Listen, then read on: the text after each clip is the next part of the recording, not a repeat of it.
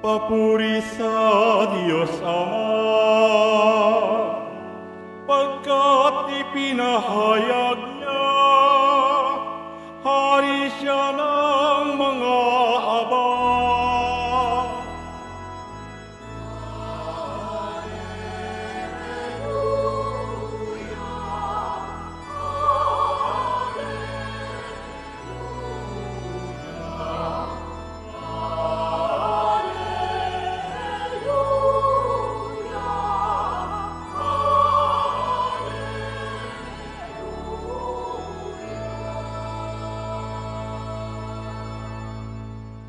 Sumainyo ang Panginoon. At sumayo rin. Ang mabuting balita ng Panginoon ayon kay San Mateo. Papuri sa iyo, Panginoon. Noong panahong iyon, sinabi ni Jesus sa mga tao, ang paghahari ng Diyos ay katulad ng kayamanang nakabaon sa isang bukid. Nahukay ito ng isang tao at tinabunan uli. Sa laki ng tuwa, siya'y humayo at ipinagbili ang lahat ng ari-arian niya at binili ang bukid na iyon. Gayon din naman, ang paghahari ng Diyos ay katulad nito. May isang mangangalakal na naghahanap ng mamahaling perlas. Nang makita ng isang perlas na napakahalaga, siya'y humayo at ipinagbili ang lahat ng kanyang ari-arian at binili iyon. Ang paghahari ng Diyos ay katulad din ng isang malaking lambat na inihagis sa dagat at nakahuli ng sari-saring isda. Nang mapuno ay hinila ito sa pampang at naupo ang mga tao upang pagbukod-bukurin ng mga isda. Tinipon nila sa mga sisidlan ang mabubuti, ngunit itinapon ang mga walang kwenta. Gayon din ang mangyayari sa katapusan ng daigdig. Darating ang mga anghel at ihiwalay ang mga makasalanan sa mga banal at iahagis ang mga makasalanan sa maningas na pugon. Dooy mananangis sila at mangangalit ang kanilang ngipin. Naunawaan na ba ninyo ang lahat ng ito? Tanong ni Jesus. Opo, sagot nila. At sinabi niya sa kanila, kaya nga ang bawat eskriba na kumikilala sa paghahari ng Diyos ay tulad ng isang puno ng sambahayan na kumuha ng mga bagay na bago at luma sa kanyang taguan. Mga kapatid, ang mabuting balita ng Panginoon. Pinupuri ka namin, Panginoong Jesucristo.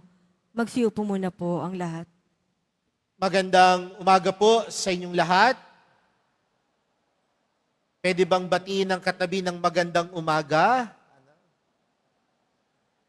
Mga kapatid, tayo pong lahat ngayon ay nagkakatipon bilang isang mag-anak ng Diyos sa pagdiriwang po natin ng banal na Eukaristiya, ngayon pong 17 linggo sa karaniwang panahon. At pinapaalalahanan po tayo ng ating mga pagbasa para sa araw na ito, na ang bawat isa sa atin ay mahalaga sa Diyos. Kaya sabihin mo nga sa sarili mo, mahalaga ako. Parang ayaw ninyong sabihin, mahalaga ang bawat isa sa atin sa mata ng Diyos. Kung isang araw sa inyong panaginip habang kayo ay natutulog, tanungin kayo ng Diyos, ano ang hihilingin nyo sa akin? Ano kaya ang hihilingin natin sa Diyos? May magsasabi ba, Lord, bigyan mo nga ako ng maraming pera? May magsasabi po ba nun? Marahil may magsasabi nun. Ang sasabihin naman ng iba, Lord, bigyan mo nga ako ng mapapangasawa. Meron din naman nagsasabi, Lord, bigyan mo nga ako ng magandang hanap buhay. Lord, bigyan mo nga ako ng ganito. Bakit ko sinisimulan sa ganitong pamamaraan yung ating pagninilay sa umagang ito, mga kapatid? Kasi baka pag tayo ay nanaginip at tanungin tayo ng Panginoon, anong gusto natin? Marahil, ang unang bagay na papasok sa ating isipan ay yung bagay na tunay na pinahalagahan natin sa ating buhay. Kaya nga kapag sinabi mo, Lord, bigyan mo nga ako ng pera, Ibig sabihin, ang prioridad mo sa iyong buhay ay ano? Ano po? Kayo ho nagsabi niyan, ha? Pera. Kasi kapag may pera ka, lahat magagawa mo. Makapangyarihan ka. Mabibili mo ang lahat. Pero kapag sinabi mo naman, Lord, sana po maging malusog ang aking pangangatawan, ano ang pinahalagan mo sa iyong buhay? Ang kalusugan. Sa madaling salita, mga kapatid, sa buhay natin, meron tayong mga bagay na pinahahalagahan. At sa ating unang pagbasa, napakinggan po natin ang kwento ni Solomon. At sa kwento ni Solomon, siya ay nanaginip. At sa kanyang panaginip, tinanong siya ng Diyos, ano ang gusto mo? At ano ang sinabi ni Solomon? Hindi siya nanghingi ng kayamanan, hindi siya nanghingi ng kapangyarihan, hindi siya nanghingi na matalo ang kanyang mga kaaway. Ngunit anong hiniling ni Solomon? Maunawaing puso.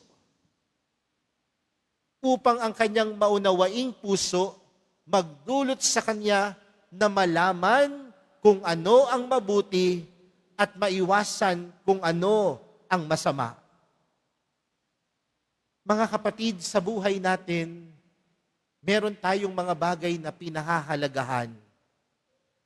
At kapag natagpuan na natin yung mga bagay na pinahahalagahan natin, kaya nating iwan ng lahat, makuha lang ang bagay na pinahahalagahan natin.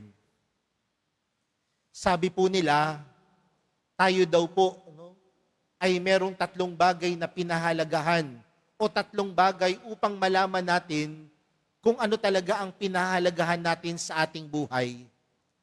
Una, pinahalagahan natin ang isang bagay o ang isang tao kung ito ay binibigyan natin ng lugar sa ating buhay. The person has a value if we give space to that person in our life. Bigyan ko po kayo ng halimbawa. Sa isang sasakyan, sa isang kotse, ilan po ang laman? Usually 5. Ang driver, yung katabi ng driver, at 3 sa likod. Tama po ba? Kapag ang isang tao gustong makisabay sa atin, at sinabing, pwede ba ako makisabay sa iyo? May lugar pa ba? Kapag gusto natin ng tao, anong sasabihin mo? Magsiksikan na lang tayo. O kaya may magsasabing, bababa na lang ako, kayo na lang po ang sumakay. Para magkasya. May lugar eh. Pero kahit 4 lang kayo, pero ayaw ninyo yung taong makikisabay sa inyo, anong sasabihin ninyo? Masikip na po eh. Kung mahalaga ang taong iyon, gagawa at gagawa ka ng paraan dahil may lugar siya. Tingnan niyo po yung upuan ninyo. Maluwag pa ba? Kasi yan, kahit masikip yan, may kakilala ka, dito ka, upo ka. Pero kapag hindi mo kilala yan, at hindi yan mahalaga sa iyo, anong gagawin mo? Magtutulog-tulugan ka. Kaya tingnan po natin, mga kapatid, may lugar ba ang mga taong mahalaga sa iyo sa buhay mo? May puwang ba siya sa buhay mo? Pangalawa daw po, para malaman natin ang pinahalagahan natin sa ating buhay, kapag tayo ay handang gumastos sa taong iyon. The person has a value or the thing has a value if we are willing to spend for that person or for that thing. Kapag mahalaga ang isang tao o ang isang bagay sa atin, handa tayong maglabas ng pera. Pero kapag hindi mahalaga ang tao at hindi mahalaga yung bagay na yun sa atin, hindi tayo maglalabas kahit isang kusing. Tama po ba? Pangatlo daw po,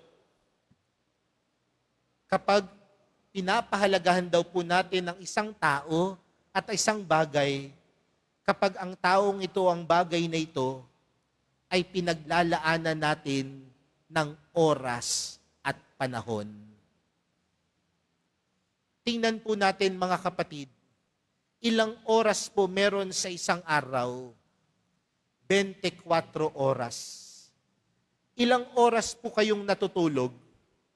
Marahil lang sasabihin ng ilan, 5, 6, 7, 8, 10. Sabihin natin maximum 12. Binibigyan ng oras ang pagtulog dahil mahalaga yan.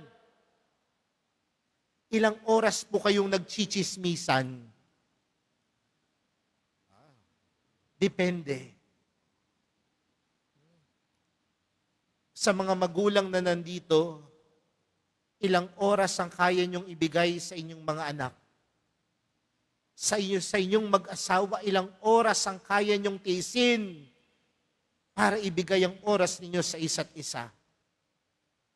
Sa madaling salita po mga kapatid, pinahahalagahan ng isang bagay sa pagbibigay ng oras at panahon doon sa bagay o sa taong iyon.